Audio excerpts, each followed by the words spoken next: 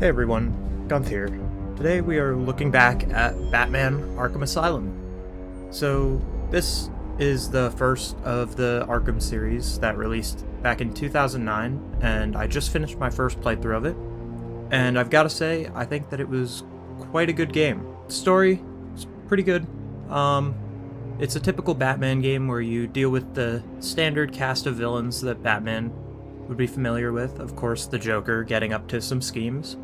And the way that the story builds was really entertaining. It kept me engaged the whole time. I think that that's something that really stood out with this game, is that as you kept playing, the story continued to get better and better all the way until the end.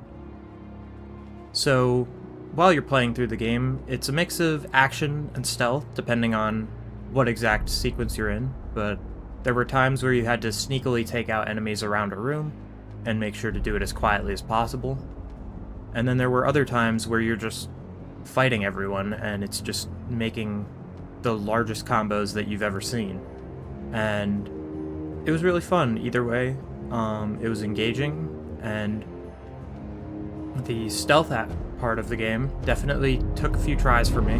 I definitely struggled with it, but it was fun and very rewarding to finish.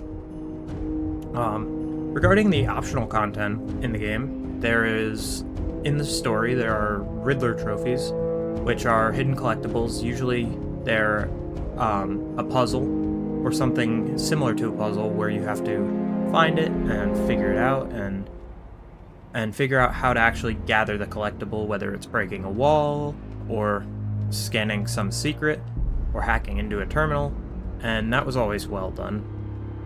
And then, the DLC gives extra challenge rooms. If you buy the Game of the Year edition of this game, which I did, it comes with the DLC.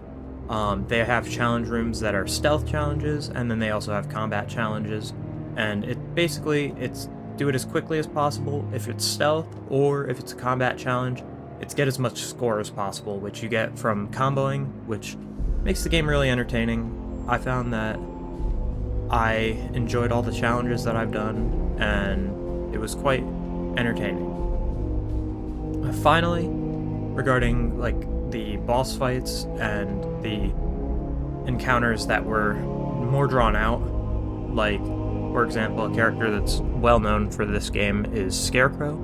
The sequences that Scarecrow was involved in were very interesting, and I think that the story really developed because of these sequences with every major villain. So I definitely would recommend this game. I think that having beaten it, it took about 10 hours to beat with getting some collectibles, and I think that it's well worth that.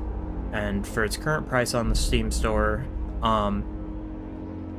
you can get it on sale, which is always a bonus. So I ended up buying this game for $5, and I think that for $5 it is well worth giving it a shot.